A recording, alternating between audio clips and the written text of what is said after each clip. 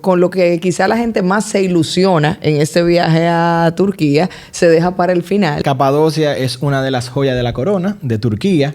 Es un lugar muy impresionante que no he visto en ninguna otra parte de los viajes que he hecho. Ya dentro de esa región sí hay diferentes pueblitos donde uno se puede quedar, pero el que está más cerca de donde pasa casi la mayor parte de todo es Goreme. Es el nombre, Goreme. Ahí es un lugar donde uno puede encontrar los hoteles que están dentro de la montaña, en la piedra, donde uno puede tomar el tour para ir en globo y donde uno puede hacer muchas cosas. Capadocia es un lugar impresionante. Fue el lugar donde los primeros cristianos vivieron. Hay que recordar que en sus inicios eran perseguidos por practicar la religión y el Imperio Romano hacía una caza de brujas prácticamente para tratar de matarlo. Entonces ellos llegaron a este lugar, hicieron ciudades totalmente subterráneas. Ladies and gentlemen, welcome aboard Flight 707. Bienvenidos a Soy Viajero Podcast. Somos Olga Manuela Y Pedro, tus nuevos compañeros de viaje. ¿Qué nos mueve? Inspirarte a que tengas más viajes que años de vida.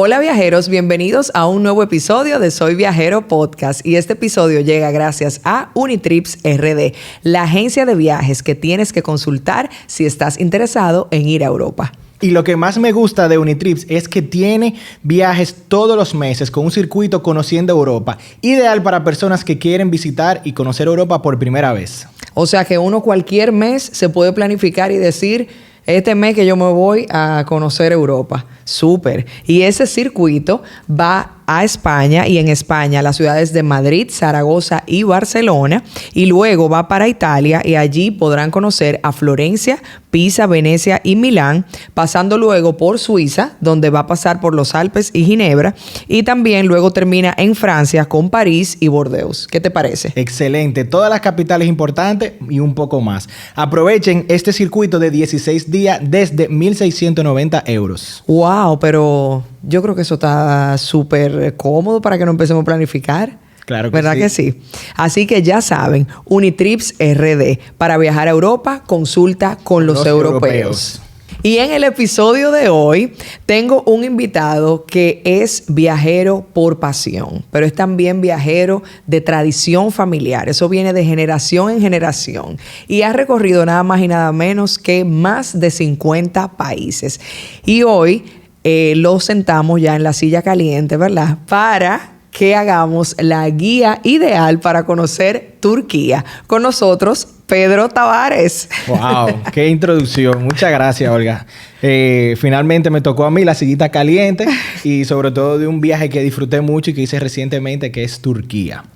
Bueno, yo estoy súper emocionada. Sé que muchas personas también tienen este destino próximo en su lista y así que la idea es que hoy podamos tener esa guía dentro de nuestros episodios de Soy Viajero Podcast de un destino que tiene tanto por ofrecer, de un destino tan rico culturalmente y que sé que Pedro nos va a traer la mejor guía para los viajeros. Más unos cuantos tips y jocosidades de este país tan enigmático y con tanta historia que contar.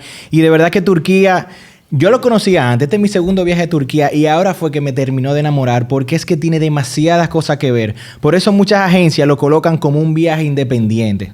Lo pueden mezclar con otros, pero como un viaje independiente lo pueden hacer perfectamente porque realmente tiene Estambul, Capadocia, Éfeso, Pamukkale, tiene muchas cosas que visitar.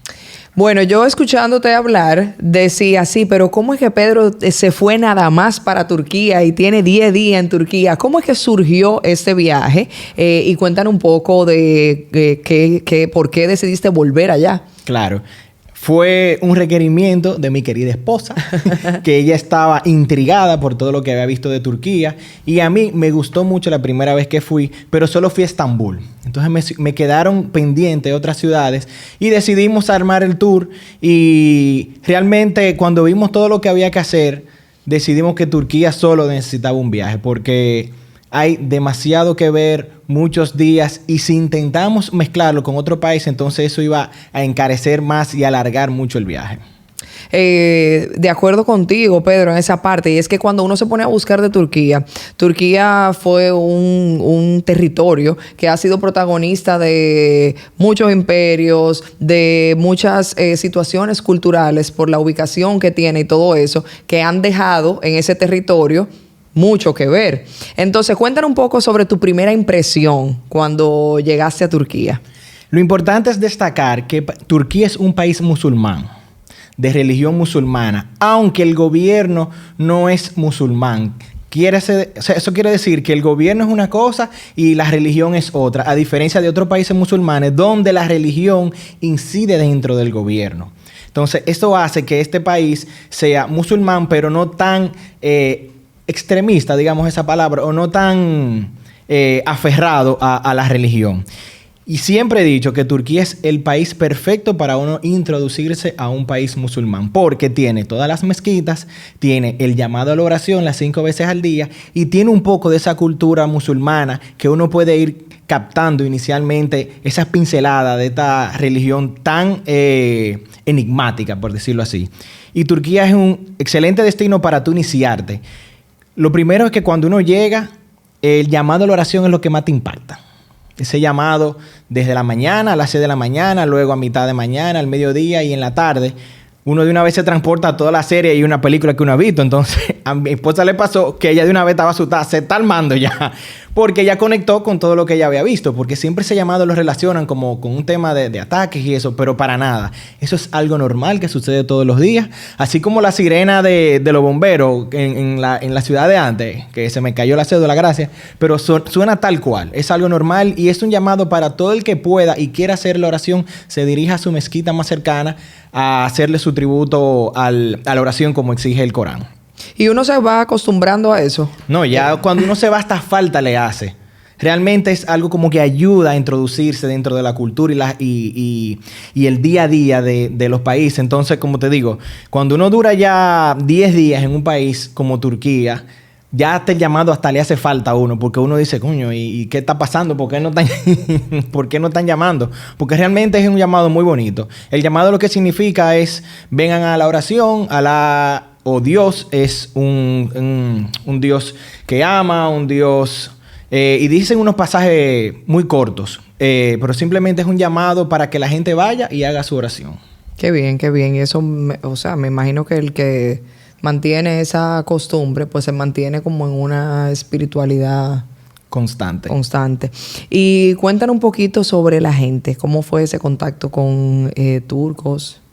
Hay algo muy curioso, que porque uno entiende que el país, la mayor parte es musulmana, van a ser árabes. Nada que ver.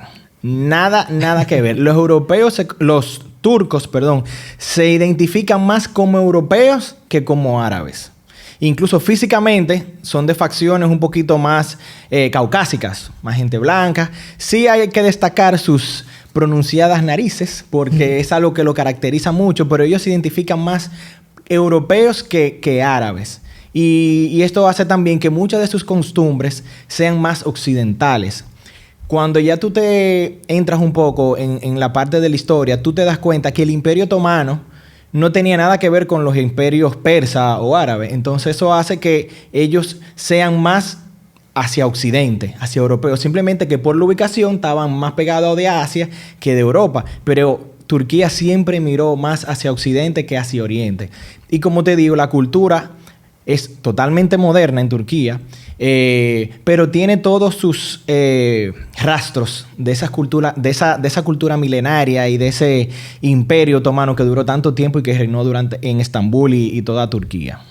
La verdad es que debe ser fascinante estar ahí de primera mano con todos esos, solamente con esas pinceladas, esos datos culturales que tú das.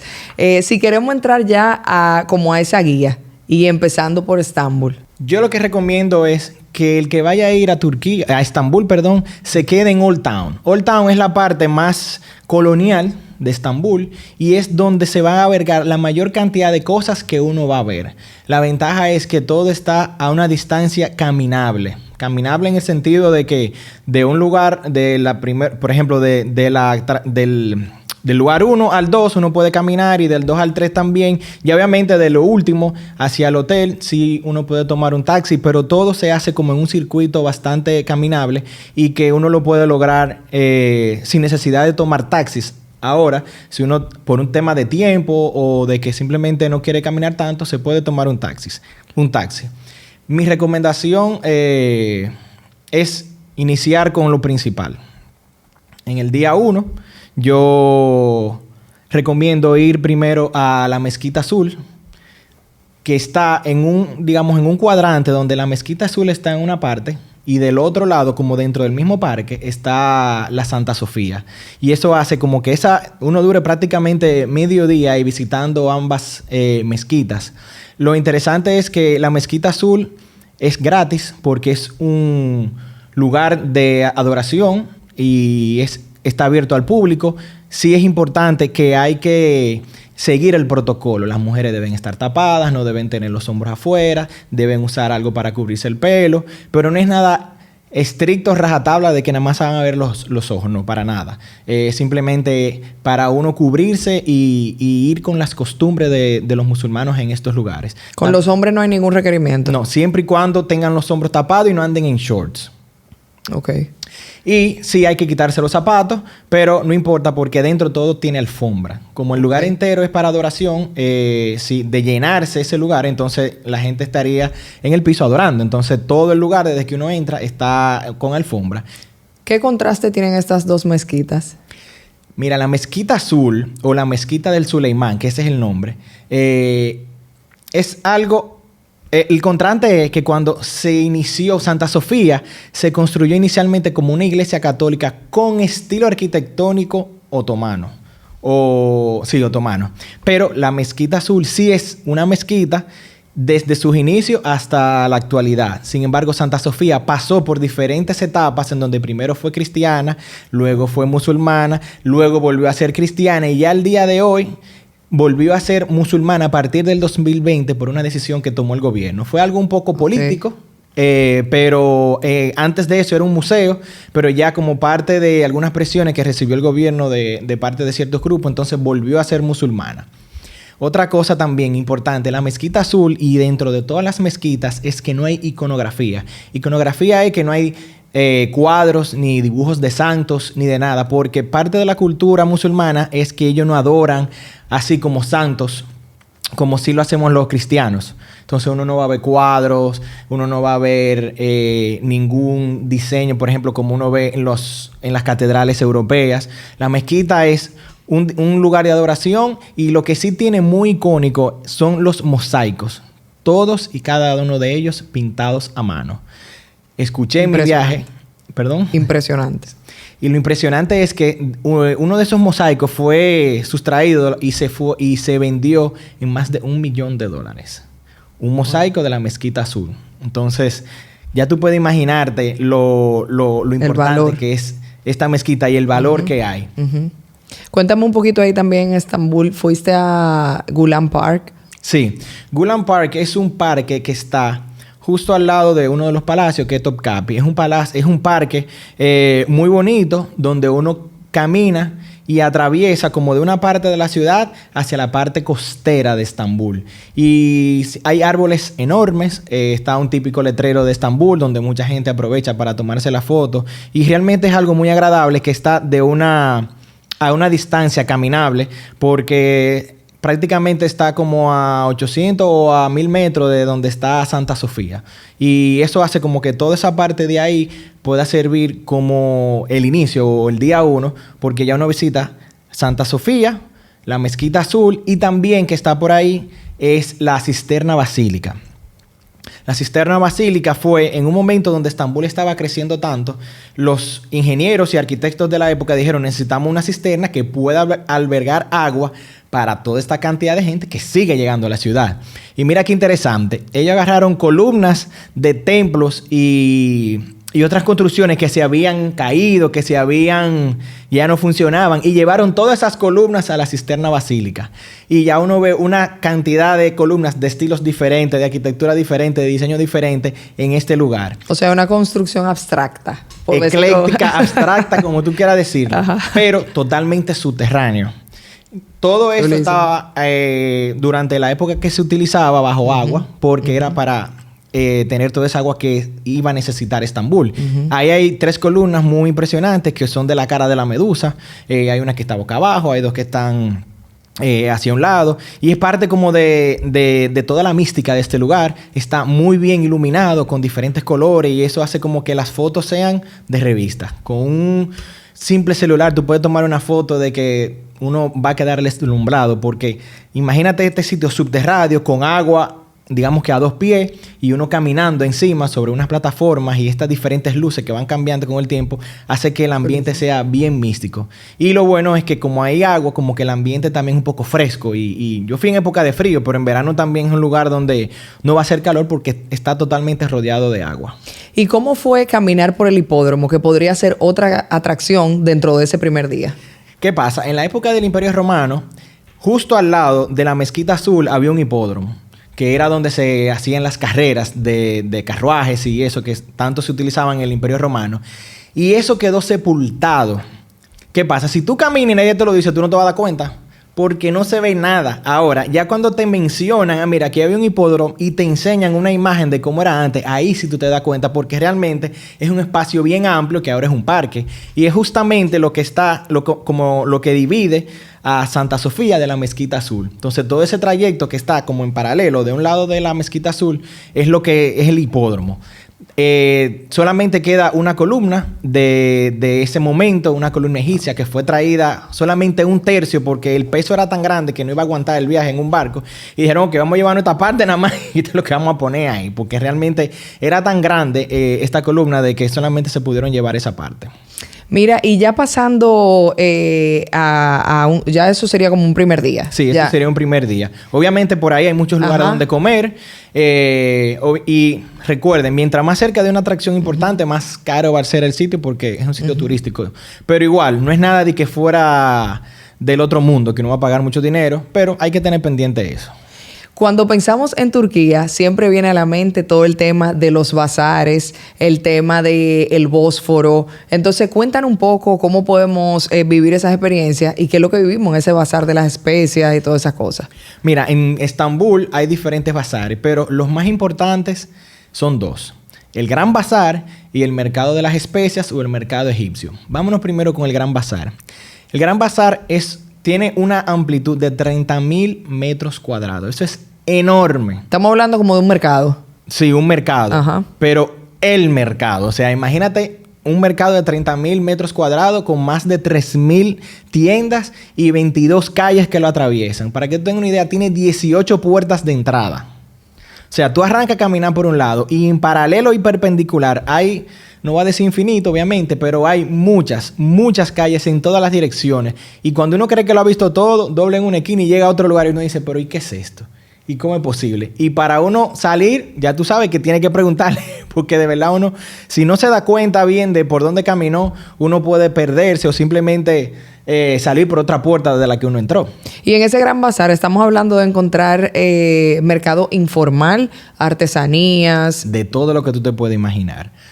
Mercado de imitaciones, mercado de especias, mercado de artesanías locales, mercado todo de pieles, de carteras, de correa, todo lo que tú te puedes imaginar está ahí en el Gran Bazar. Sí, ten pendiente de que esta zona se presta mucho para las imitaciones y que los turcos tienen un sentido de la venta bastante desarrollado y pueden engatusar hasta el más experto. Bueno, aquí en República Dominicana hay muchas historias de los negocios y los negociantes de que son los turcos, sí. Y yo que lo vi en vida, es real. Es así. Ellos te engatusan y te van envolviendo hasta que uno termina comprándole algo. Porque desde que uno llega, te están ofreciendo algo. Desde los Turkish Delights, que son los dulces famosos, hasta té y cualquier tipo de artesanía local. Bien. Y bueno, un poquito para entrar en ese tema del bazar. Los precios, o sea, realmente esos bazares son lugares que podríamos comprar de manera asequible. Mira, ¿qué pasa? Como es un lugar tan turístico, tiene unos precios también con el ITEVI bastante aumentado. Entonces, mi recomendación es no comprar nada que sea costoso, a menos que uno quiera algo muy específico de ahí. Pero la visita al Gran Bazar es algo más para conocer y ver que uno ir a comprar. Okay. Ya para compras sí uno lo haría fuera de, porque como te digo, el Gran Bazar tiene todos los precios elevados porque ellos saben que todos los turistas van todos los días. El Gran Bazar recibe entre 250 a 400,000 personas diarias. Wow. Eso es mucha gente. Sí. El otro mercado que te mencionaba es el mercado egipcio o el mercado de las especies.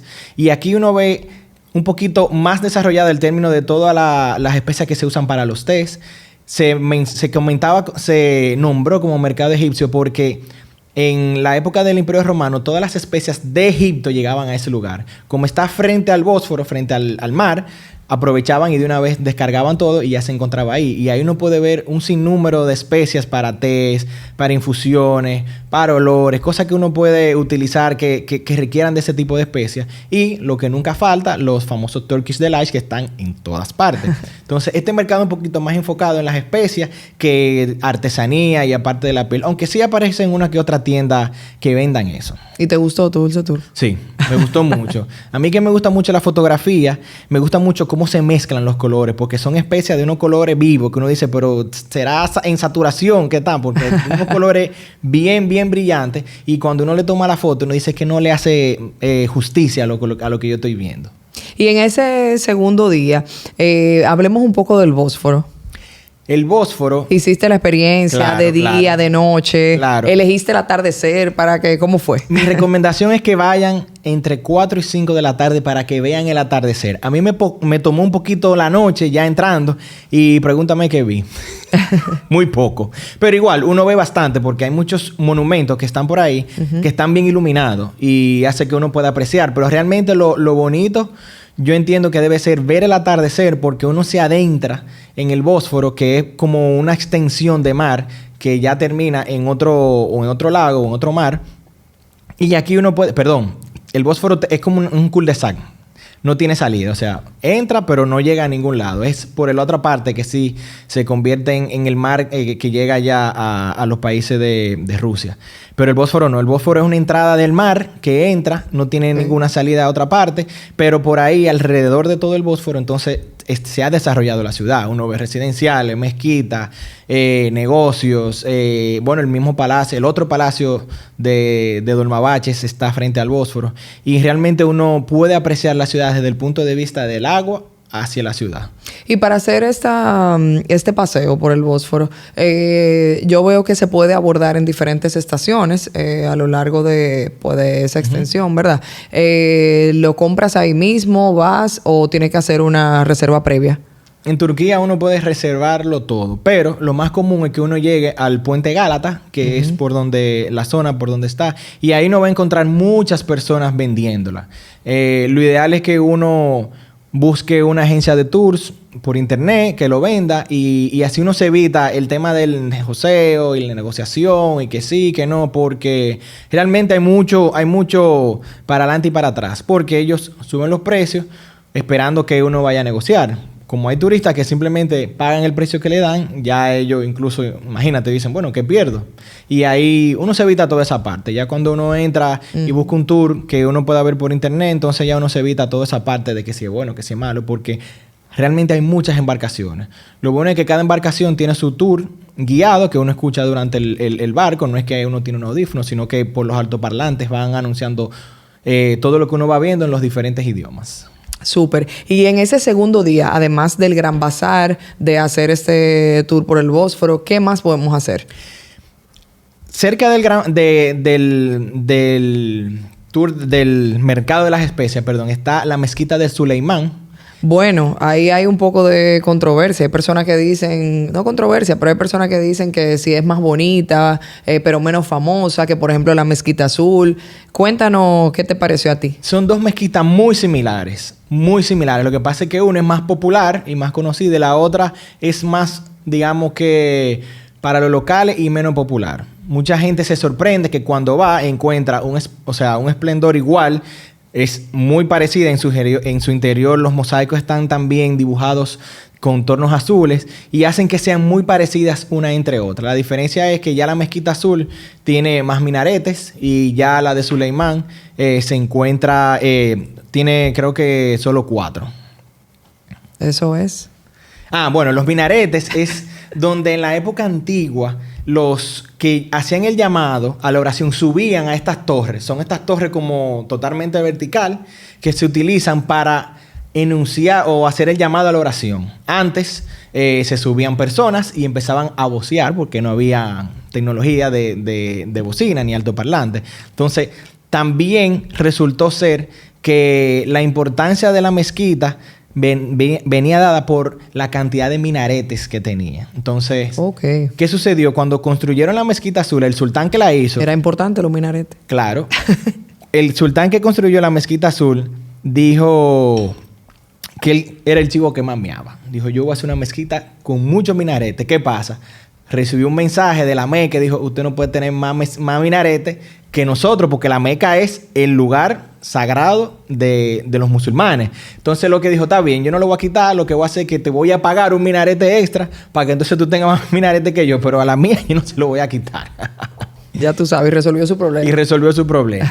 Entonces, la mezquita la mezquita azul y la que está cerca del mercado egipcio son muy parecidas. Lo único que esa que está cerca del Bósforo y el mercado egipcio no es tan conocida ni visitada. Ok, pero vale la pena. Siempre vale la pena, claro. Hay que incluirla. Sí. Y además creo que pasa eso, que uno se puede llevar una perspectiva menos turística de una mezquita. Así. Y entonces en ese segundo día también, otra atracción que podríamos incluir, cuéntame del Palacio de Topkapi. Topkapi. Fue el primer palacio de los sultanes. Es una construcción totalmente otomana. Es muy diferente a los otros palacios que uno ha visto porque el que ha visitado Europa y ha visitado palacios europeos son como edificios centrales grandes y ya sus diferentes habitaciones. Estos tienen patios enormes y tiene ya por secciones las diferentes estancias en donde caminaba y se albergaba la familia real. Algo interesante es que en el palacio de Topkapi estaba el harem. Popularmente uno conoce el harem como un lugar donde hay muchas mujeres. ¿Qué pasa? En la religión, en el Imperio Otomano, como eran musulmanes, la poligamia era aceptada y era algo normal. Entonces, el sultán, como tú puedes tener, tenía un sinnúmero de concubinas. Y todas esas concubinas, junto con sus hijos, que eran hijos del sultán, vivían en el harem. El harem, la traducción significa lugar privado o lugar cercano. Y era un lugar totalmente destinado para la familia real y el sultán. Entonces, por eso era un lugar como que tenía tanta mística y tanto misterio detrás, porque solamente el sultán y la familia real podían entrar a esos lugares. Y simplemente eran unos apartamentos en donde vivían, pasaban el día a día, dormían y hacían su vida diaria. Entonces, en el Palacio de Topkapi, uno puede ver donde la habitación del sultán y el harem, que eran los apartamentos en donde se encontraba la familia real. Actualmente se encuentran muchas reliquias de la religión musulmana. Reliquias son como objetos de mucho valor. Uno puede encontrar un pelo de la barba de Mahoma, una sandalia que usó Mahoma, diferentes Coranes de diferentes épocas, muchos artefactos ligados a la religión musulmana. Ahí está la espada de David, el David de los judíos, y cosas muy importantes de mucho valor para la religión musulmana. Entonces, ya que ya no es un palacio que se utiliza, ya sirve también como de museo. Entonces uno puede ver cómo el sultán vivía en su momento y también uno puede visitar las reliquias. El tema del harén es algo que se paga aparte. Yo recomiendo que lo paguen porque realmente vale la pena uno ver esos apartamentos privados y dónde vivía la familia real. Te iba a preguntar eso, esas atracciones de las que hemos hablado, hay algunas que como el Gran Bazar, que eso pues claramente no tiene un costo de entrada, pero la mayoría de esas atracciones tienen costo para... Sí. Santa Sofía Tiene un costo de $38 y si uno le agrega una guía auditiva es $7. Esta guía auditiva es muy importante porque es lo que da contexto a lo que uno está viendo. Como es un lugar que tiene tanta historia adentro, es muy importante uno saber lo que uno está viendo. Si uno ve, por ejemplo, ¿qué sucede? En Santa Sofía, uno tiene esta pintura que es con piedras. Bueno, no una pintura, se me olvidó el nombre, pero uno tiene estos cuadros de la Virgen, de Jesús, hechos con piedras, mosaicos, esa es la palabra. Los mosaicos son hechos con piedras de diferentes colores y crean una imagen totalmente como si fuera un cuadro de íconos religiosos y pasajes de la Biblia. ¿Qué pasa? Como es una mezquita al día de hoy, muchos de esos están ocultos. Porque donde está la adoración no puede haber una iconografía cristiana con adoración musulmana. Entonces, en algunos lugares está oculto, pero donde sí pasan las personas que no fueron a adorar, sino que fueron a ver, sí ya uno lo puede ver. Algo interesante es que los que van a adorar están en un primer piso. Pero ya todo el que va, el visitante, se mantiene en el segundo piso y no puede bajar al primero. Entonces uno ve todo desde arriba. Y ya así arriba uno puede ver todos los mosaicos y la pintura y apreciar realmente este edificio que fue durante 1000 años la catedral más grande del mundo. Incluso llegó hasta ser sede del Papa en los años 1200. O sea, fue la capital de todo el cristianismo durante varios periodos. Ya sí, la Mezquita Azul, como es una mezquita, ya sí es gratis, no tiene ningún costo.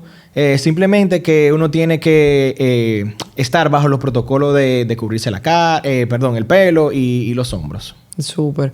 En esos 2 primeros días hemos estado un poco en la parte antigua. Correcto. De la ciudad. Si ya quisiéramos un poquito más de pasar a un contraste moderno en un tercer día, ¿qué podríamos ver?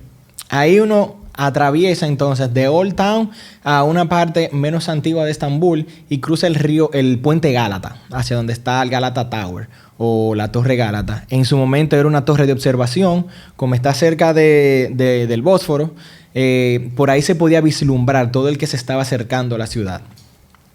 Ya en esta parte, cuando uno cruza el puente Gálata, que tiene algo muy curioso porque en todo el puente hay pescadores que están pescando peces y lo venden a los restaurantes que están justamente debajo del puente. Es algo muy curioso y algo que yo siempre recomiendo caminarlo. La parte de cruzar el puente y llegar hasta la Torre Gálata es algo que se puede hacer perfectamente caminando. ¿Vale la pena subir a la torre? Bueno, cuando yo fui la fila era enorme y yo dije, no voy a gastar ese tiempo. Pero el que tenga tiempo y quiera subir, pues lo invito, pero no es que uno va a estar viendo la gran cosa, sí, porque es una torre que digamos que al día de hoy sería de un edificio de 10 pisos y uno va a ver la Estambul simplemente como desde una altura. Por esta zona en la que estás hablando, ¿dónde se encuentra la calle donde está el tranvía y esa cosa? Tasking Square. Tasking Square es una calle. Es súper como icónica esa imagen. Vendría siendo una calle comercial. No se permite la entrada de vehículos. Y hay un tranvía que va cruzando de una parte a otra. Y es una calle totalmente peatonal. Donde se encuentran comercios y tiendas y restaurantes de ambas partes. Y realmente es muy agradable. Tiene una distancia como de 1 o 1.5 kilómetros. Desde que uno inicia hasta donde se termina. Esa podría ser como el ambiente, digamos que más moderno.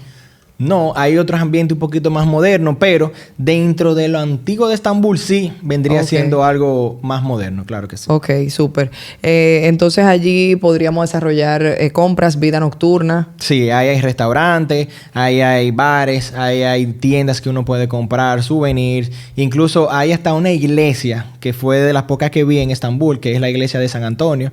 Si uno la busca en Google, uno puede acceder a ella, que es bastante curioso porque en todo Estambul uno ve muy pocas iglesias y realmente es muy bonita. Pero en esta parte de esta calle uno puede subirse al tranvía o simplemente la camina y va sintiendo como esa vibra de la ciudad. Y en ese tercer día, otra cosa que podríamos hacer es ir a ese palacio que fue el símbolo de cambio de Turquía. Exacto. Háblanos de eso. El Palacio de Dolmabahce. Déjame decirte algo. Ya para los 1800, el sultán se estaba juntando mucho con los europeos. Y él decía, que coño, pero esta gente son chulas. Y como que tienen unos palacios bacanos y el mío está un poquito anticuado.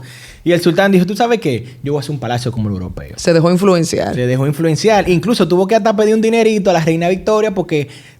Él venía fuerte. Venía fuerte y como que el Imperio Otomano no estaba en su gran zafra. Entonces él le pidió un préstamo, lo cual la reina Victoria se lo concedió. Y con esto, él construyó el Palacio de Dolmabahce, que es un palacio totalmente europeo de estilo barroco, tal cual uno ha visto en las grandes ciudades y capitales europeas. ¿Qué pasa? Cuando uno ve de Topkapi a Dolmabahce, tú dices, no, esto es otra cosa. Aquí hubo un recorrido. Aquí hubo toda una distancia recorrida porque ya eso tiene candelabros de toneladas, espacio para recibir embajadores y personalidades de otros países, reyes de otros reinos. Realmente fue un palacio que sirvió tanto como casa del sultán como sede administrativa del gobierno del Imperio Otomano.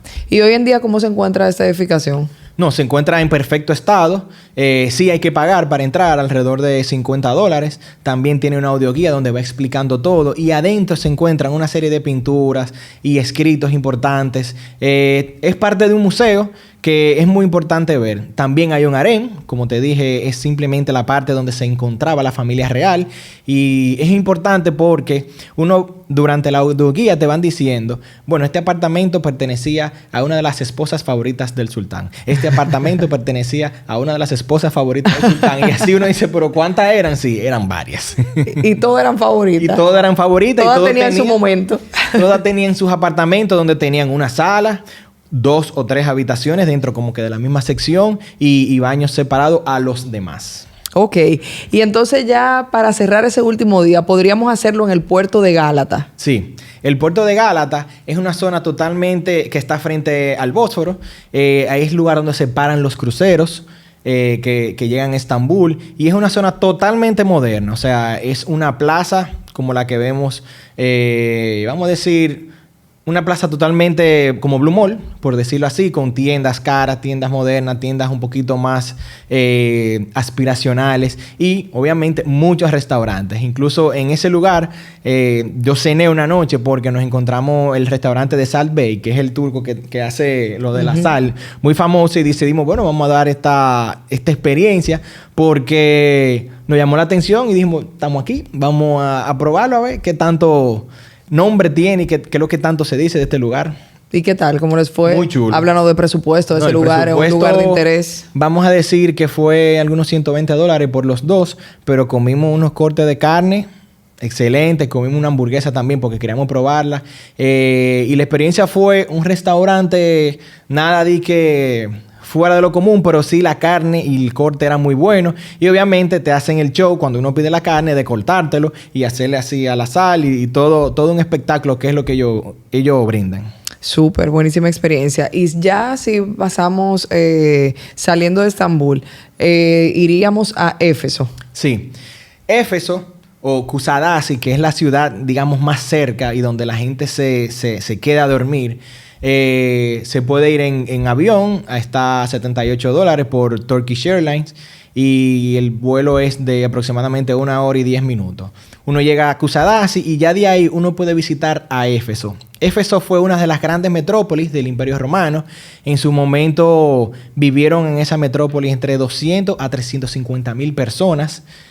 Es impresionante esa ciudad porque como centro de mucho comercio y donde vivía mucha gente, uno dice, wow, ya en miles de años antes de Cristo ya esta ciudad existía, con un anfiteatro que albergaba gente de entre 10,000 a 25,000 personas, bibliotecas, baños comunes, toda una serie de infraestructura, incluso hasta alcantarillado tenía. Bueno, no un alcantarillado bajo tierra, pero sí como contenes para que circulara todas las aguas negras. Y uno realmente aprecia la magnitud de lo que fueron esas ciudades en su momento. Grandes avenidas de mármol, o sea, todo el piso de mármol con columnas y edificaciones majestuosas que uno realmente se queda impresionado. También en Éfeso, parte de lo que hay que ver por la zona, en Kusadasi, está la casa de la Virgen María. Es un lugar que uno siente realmente que Esa presencia. Esa presencia, gracias. Esa presencia uno la siente. Dice la tradición que fue los lugares donde la Virgen María pasó sus últimos días. Ya luego de la muerte y resurrección de Jesucristo, que él duró un tiempo con los discípulos, y luego la asciende al cielo. Entonces María se queda en la tierra y junto con San Pablo, ella se muda a esa parte de que hoy es Éfeso, y ahí hay una casa. Es algo muy humilde, no es nada para ostentoso, es una casita pequeña. Adentro lo que hay es una estatua, pero uno realmente siente como una presencia muy importante, y donde mucha gente va a de peregrinación y hacer sus pedidos para diferentes cosas, salud, personas en búsqueda de tener un hijo y no han podido, y se han logrado milagros, por decir así, y una intervención de la Virgen. La verdad que es un privilegio poder estar en un lugar como ese, con tanto significado. Tiene mucho significado para el cristiano. Después de estar un día en Éfeso, ¿dormiste un día ahí? O sea, en la ciudad... En Kusadasi. En Kusadasi, exactamente. No se duerme. Exacto. Kusadasi es como vamos a decir como un Puerto Plata, es una zona costera, y tiene mucha vida nocturna, tiene muchos restaurantes que uno puede visitar, pero es para uno dormir. Ok. Y luego al siguiente día nos fuimos a Pamukkale. Pamukkale, sí. Pamukkale es donde están las aguas termales. Impresionante. Que uno ve en la foto de color turquesa. Y algo que no se ve en la foto es lo resbaloso que es. Si uno no se cuida, uno puede terminar en el piso y con la parte de atrás todo mojada, porque como fluye agua todo el tiempo, entonces se crean como una lama que es bastante resbalosa, pero simplemente lo que hay que tener mucho cuidado cuando uno va caminando. Este lugar donde están las aguas termales es increíble porque son como terrazas de agua que va cayendo, y durante el paso de los años se ha quedado como un sedimento color blanco, y entonces ese color blanco es lo que hace que junto con el color del fondo más el cielo se ven como que esta agua turquesa. Se ve ese reflejo. Se ve ese reflejo impresionante. Uno ha visto fotos de gente que se va bañando. Cuando yo fui, que fue en diciembre, el frío era para nada, o sea, uno no podía bañarse. Pero realmente uno lo que hace es que se quita los zapatos y va caminando como hacia abajo para ir apreciando y tomándose diferentes fotos, porque entonces se van creando como diferentes piscinas a medida que uno va bajando, y es muy interesante realmente este lugar. Mira, no sé si es en esta ciudad, pero en alguna ciudad en Turquía hay un café como a base de pistacho. ¿Lo probaste eso? ¿Lo viste? No lo probé. Ese café... Bueno, los turcos son muy conocidos por el café, pero no probé ese de pistacho. Realmente. Ok. Bueno, y en esta ciudad, ¿hay algo más que podamos hacer? ¿O por qué más vale la pena ir allí, además de estas aguas termales? Justo donde estaban estas aguas termales está la Hierápolis, que era otra de las grandes ciudades del Imperio Romano. Albergaba también algunas 300,000 personas en su momento, y aquí uno puede ver ruinas de esta ciudad. Actualmente hay un museo de todo lo que se ha encontrado en las excavaciones, y algo muy interesante de esta ciudad es que tiene la necrópolis o el cementerio justo al lado. Entonces uno visita la ciudad, las ruinas, el anfiteatro, y luego uno camina hacia la necrópolis, que es el cementerio. Y la necrópolis es tan grande como la ciudad. Es increíble lo grande que es. Y uno ve diferentes tumbas que la gente iba construyendo dependiendo del estatus social que tú tenías. Los que tenían un poquito más de dinero, entonces hacían mausoleos pequeños, o simplemente tenían una parte totalmente para ellos. Y realmente es muy impresionante y bien grande. Yo, o sea, llegué a pensar que si era que traían a todos los muertos para acá, porque era que de verdad yo no había visto ninguna necrópolis tan grande como esa que vi ahí en la Hierápolis. Súper. Y ya como lo mejor, o con lo que quizá la gente más se ilusiona en este viaje a Turquía, se deja para el final, Capadocia. Cuéntanos, ¿cómo llegamos allá? ¿Cómo tú nos orientas para esa experiencia que la gente va del globo? ¿Y qué más es lo que nosotros podemos hacer en esta ciudad? Como tú lo mencionaste, Capadocia es una de las joyas de la corona de Turquía. Es un lugar muy impresionante que no he visto en ninguna otra parte de los viajes que he hecho. Y Capadocia, lo importante es que es como una región. No es una ciudad en sí, es como una región. Es como yo te diga el Cibao. Entonces, cuando tú buscas Capadocia en Google, como que te va a apuntar a una región y no necesariamente a una ciudad. Ya dentro de esa región, sí hay diferentes pueblitos donde uno se puede quedar, pero el que está más cerca de donde pasa casi la mayor parte de todo es Goreme. Es el nombre, Goreme. Ahí es un lugar donde uno puede encontrar los hoteles que están dentro de la montaña, en la piedra, donde uno puede tomar el tour para ir en globo y donde uno puede hacer muchas cosas. Capadocia es un lugar impresionante. Fue el lugar donde los primeros cristianos vivieron. Hay que recordar que en sus inicios eran perseguidos por practicar la religión y el Imperio Romano hacía una caza de brujas prácticamente para tratar de matarlo. Entonces ellos llegaron a este lugar, hicieron ciudades totalmente subterráneas, en donde llegaron a vivir hasta 20,000 personas debajo de la tierra, con todo, mercado, apartamentos, lugares de recreación y de juntarse, todo debajo de la tierra y en roca. Es realmente impresionante. Es roca, sí. Y otra parte también... ¿Tú bajaste? Sí, claro. Pero, porque inclusive dicen como que si eres un poco claustrofóbico, sí. Si eres asmático, sí, que porque es como muy estrecho todo. Si usted es lo que tiene claustrofobia, no vaya. No vaya. Piénselo bien, porque hay unos lugares donde uno tiene que pasar por unos túneles como de una recámara a otra. Y si yo, por ejemplo, no me considero tan claustrofóbico, pero cuando yo me vi en esos pasillos de algunos 15 o 20 metros, yo dije, me está dando casi. Pero uno lo que hace es que uno como que deja un espacio suficiente entre la persona que va adelante y la que va detrás. Pero realmente si uno es claustrofóbico no es recomendable bajar. ¿No viste ninguna escena de alguien? No, gracias a Dios. Porque el que es claustrofóbico lo sabe. Ellos no se exponen a eso. Y más cuando uno va en grupos grandes. Si ya uno va en grupos más pequeños, puede que no se sienta tanto como la falta de espacio. Pero ¿qué sucede? Adentro hay otros grupos. Y a veces uno se junta con esos grupos de chinitos, entre 50, 70. Multiplicados, todo cruzando. Y uno dice, ¿y cuánto es que van a salir? Sí. Entonces, realmente es muy interesante si uno entiende que no va a tener claustrofobia, de uno ir y ver cómo se logró toda esta ciudad debajo. No es que uno va a visitar todo, sino simplemente uno va a diferentes recámaras para uno tener una idea. Los mismos guías te lo dicen, ya a partir de aquí es todo lo mismo. Simplemente que uno va bajando más y no hace tanto sentido seguir bajando. Háblame un poco de la experiencia del globo como tal. ¿Cómo es que, dónde la reservamos? ¿Cuál es el costo? He visto también que hay un tema con el clima, que hay que prever. Háblanos de eso. Tú sabes que el globo, o bueno, para el que no sabe, el globo está... o la visita, el viaje en globo está muy atado a las condiciones climáticas. Si hay mal tiempo o mucho viento, el globo simplemente no sale, porque no tiene forma de cómo impulsarse.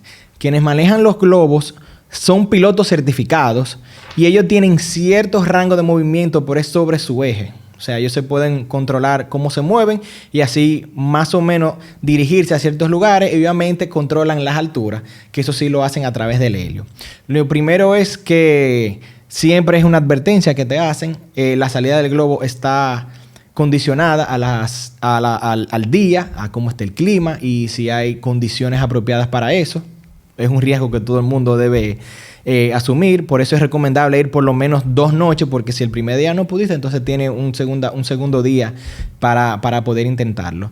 Te buscan a tu hotel, si contrataste un tour, que es lo más recomendable, a eso de las 5 de la mañana, porque la idea es uno ver el amanecer en el globo. Luego que te buscan al hotel, uno ve toda una inmensidad de vehículos yendo hacia el mismo lugar. Es una industria multimillonaria esto, porque al mismo tiempo hay entre 150 a 200 globos volando, que es parte del atractivo que tiene.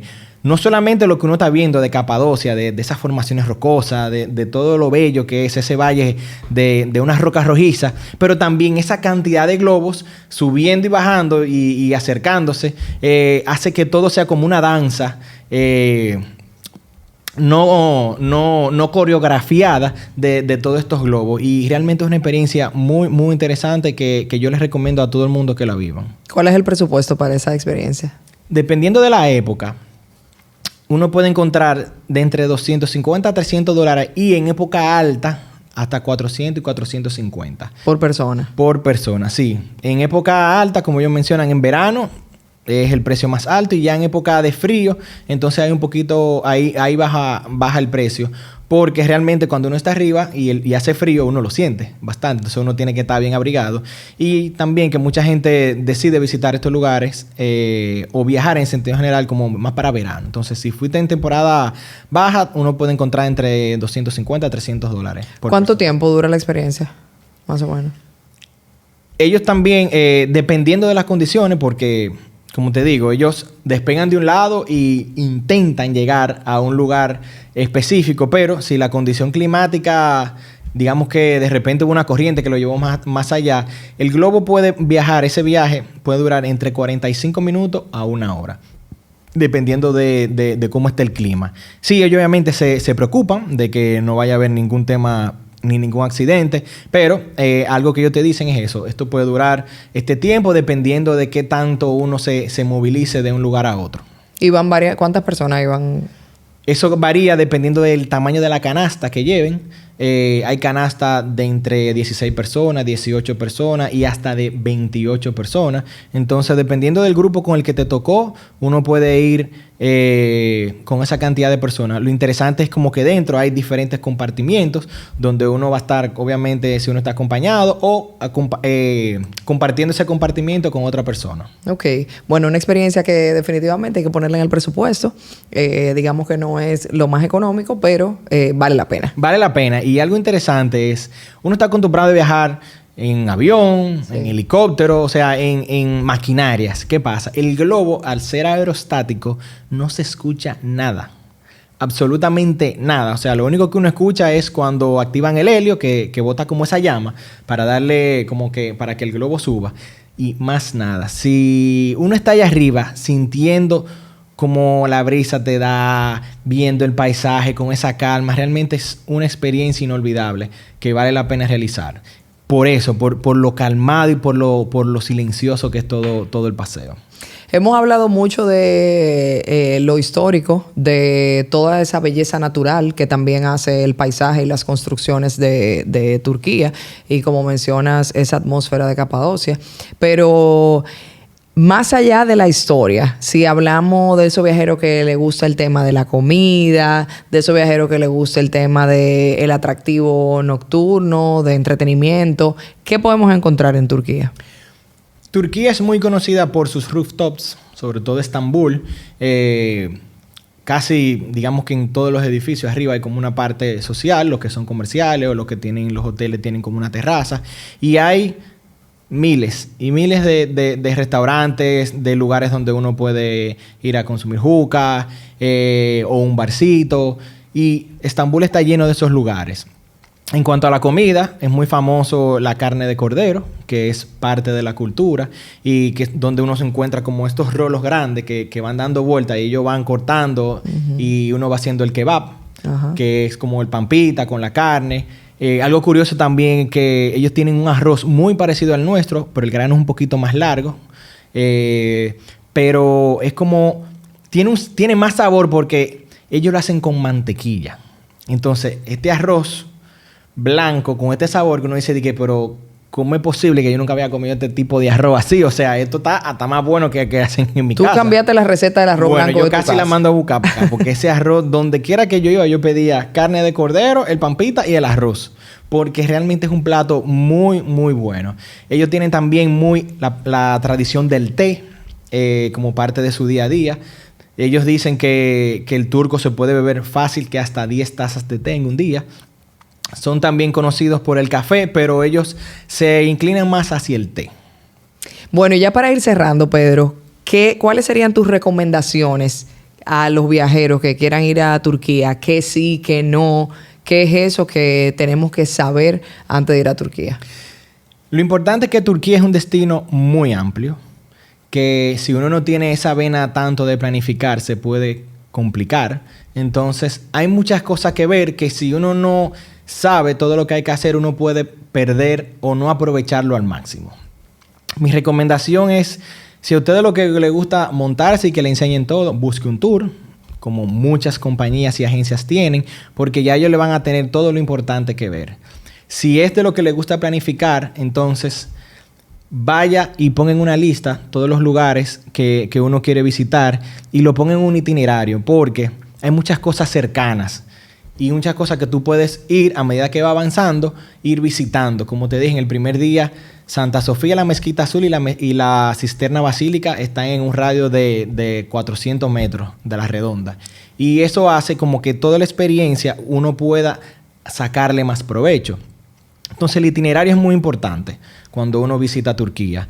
También saber cuáles destinos uno va a visitar, porque la parte de Kusadasi y Efeso... ¿Cuáles ciudades? Sí, cuáles ciudades están separadas. Por ejemplo, para uno ir de Efeso a Capadocia en vuelo, uno tiene que volver a Estambul y de Estambul coger a Capadocia.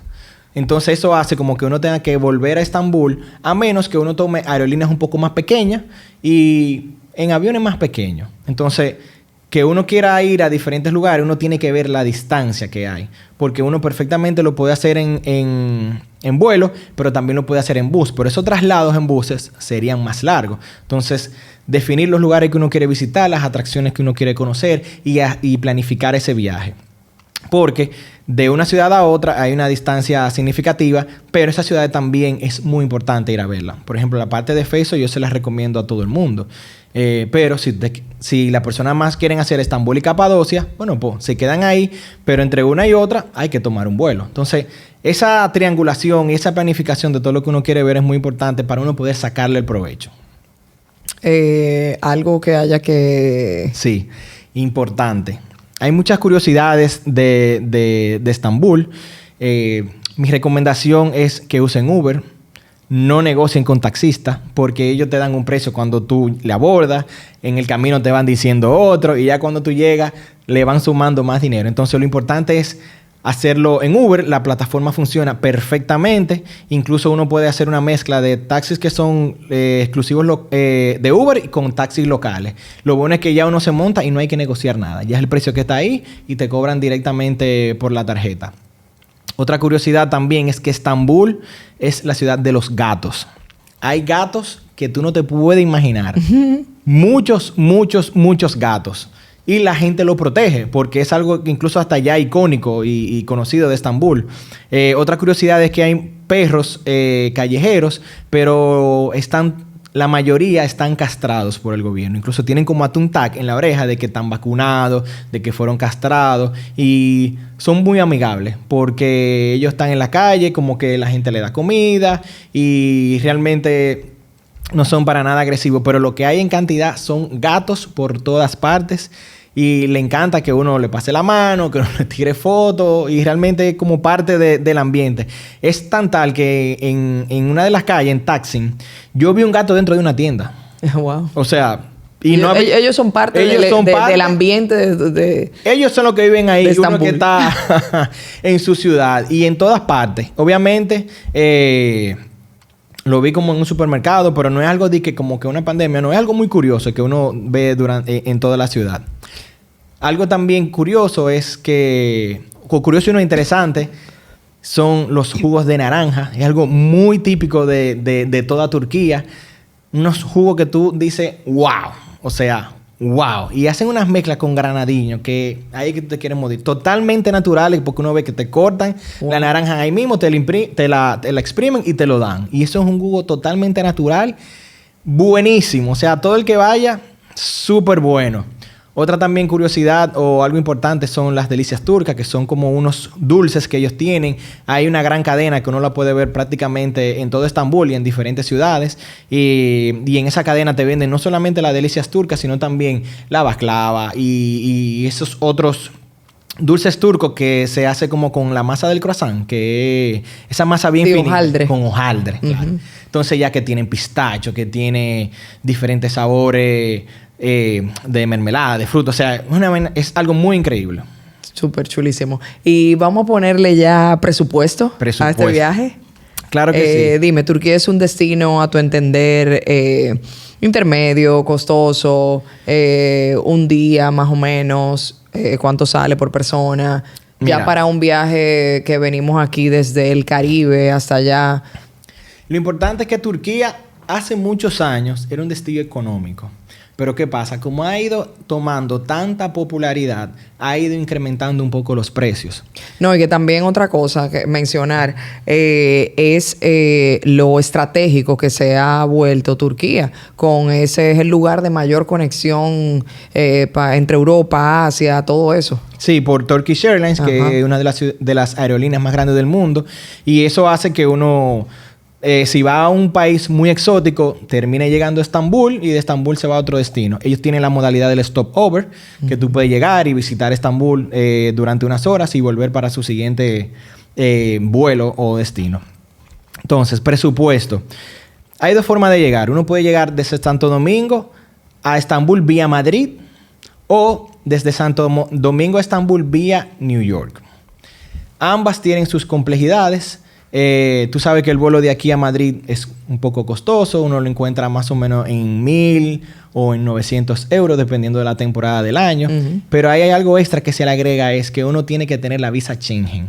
Porque aunque uno no vaya a salir a Madrid, uno tiene que hacer migración en Madrid para entonces tomar un vuelo que vaya de Madrid a Estambul.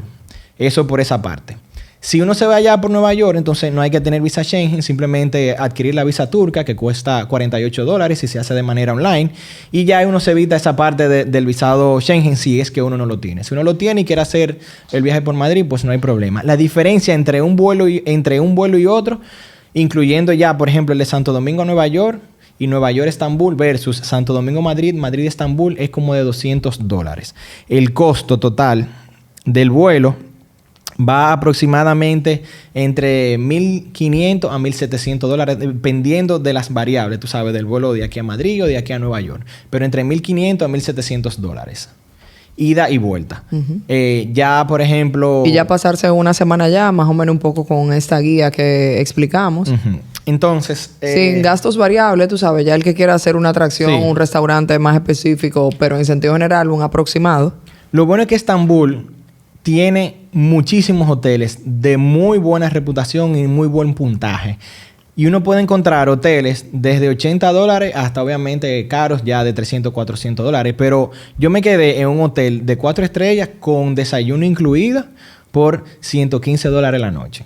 Y eso hace obviamente ya que el costo baje bastante, porque uno de los rubros más grandes es el tema del hospedaje. Ya la entrada, por ejemplo, a Santa Sofía anda por los $35. La Basílica Cisterna sí hay que pagar, que son $42. El Palacio de Topkapi, $52. Y así uno va agregando. Y, por ejemplo, esa parte de Estambul durante 4 días tiene un costo de $850. Incluyendo ya comidas y haciendo un presupuesto de algunos algunos $60 por día por persona. Entonces, esa parte de Estambul, que serían 4 días, serían $850 sin los vuelos. Ya, por ejemplo, si uno va a Capadocia, que mi recomendación es tomar un tour local. Ya si uno no se fue como con una agencia de viajes, sí tomar un tour que te vaya a buscar, porque ya en Capadocia, por ejemplo, la forma de moverse ya es un poco más local, es con autobuses o con taxi, y eso hace que entonces uno tenga que volver a negociar, a tratar mucho con locales. Pero la mayoría de personas que yo he escuchado hacen como con tours locales que salen de Estambul o que simplemente inician cuando uno llega a al aeropuerto que está cerca de Capadocia. Aquí hay tours que van desde los $650 hasta los $800, que te incluyen la estadía en el hotel, comidas y el paseo en globo. También otra parte importante, que es el tour en la ciudad subterránea y en la parte rocosa, que era en esta ciudad donde vivían los primeros cristianos, que hay una cantidad, le llaman el museo al aire libre. Es así, algo calificado como parte de la UNESCO, como Patrimonio de la Humanidad. Y ahí hay un encuentro, una cantidad de templos y iglesias muy pequeñas que fueron escarbadas en la piedra, y es también parte de los atractivos. Entonces, todo ese tour que lleva un día tiene diferentes costos. Si uno lo hace por separado, por ejemplo, el vuelo de globo cuesta aproximadamente $250. El tour del día completo en en Capadocia cuesta algunos $170, incluyendo la comida y los traslados. Y los hoteles igual, $120. Al final, entre uno irse en tour e irse por separado, la diferencia no es tanta. La ventaja es que en el tour ya ellos se encargan de todo, de la logística, de buscarte, de llevarte a los sitios y te incluyen las entradas, mientras que si uno quiere, digamos que hacerlo por su cuenta, entonces tiene costos bastante parecidos. Súper, entonces estaríamos hablando aproximadamente entre esos 3 días en Estambul, de un par de días en Capadocia, el vuelo. En Estambul sería, perdón, $4,000. en Capadocia Euros. estamos hablando de $750, incluyendo los vuelos. Y ya para continuar, como hablamos de Kusadasi y de Pamukkale, también otro sitio que recomiendo ir en tour porque las distancias entre un lugar y otro son bastante considerables. Por ejemplo, si uno va de Kusadasi a la Casa de la Virgen y también a Efeso, y Pamukkale es una ciudad que uno está en otra ciudad, o sea, uno tiene que transportarse en bus. Y este tour cuesta aproximadamente $700, $750, que esto incluye también, por ejemplo, el vuelo a Kusadasi y el traslado de Kusadasi a Efeso, la Casa de la Virgen María, y también la noche que uno va a dormir en Pamukkale. Entonces, todo el viaje de Turquía, incluyendo vuelos, comida, las diferentes visitas que uno va a hacer, anda alrededor de los $4,000 por persona. Ojo, uno puede encontrar tours que pueden ser más baratos, pero con un presupuesto de $4,000 por persona, durante 8 días uno puede hacer Estambul de una manera muy bien y conocer lo principal, que son esas ciudades que mencionamos. Súper maravilloso. Bueno, yo creo que ya nos quedamos con una guía súper completa para planear ese viaje a Turquía. Muchas gracias, Pedro. Espero que te sientas motivada a viajar a Turquía y de que esto te haya servido como guía, porque realmente es un destino que vale la pena visitar. Definitivamente. Así que hasta un próximo episodio. Si les está gustando el contenido que estamos haciendo, recuerda dar like, comentar, compartirlo. Si nos sigues a través de Spotify, puedes darnos el rating de las 5 estrellas. Gracias a los que nos escuchan y recuerden que nos pueden seguir a @soyviajeropodcast por Instagram. Hasta la próxima. Esto fue Soy Viajero Podcast. Hasta el próximo viaje.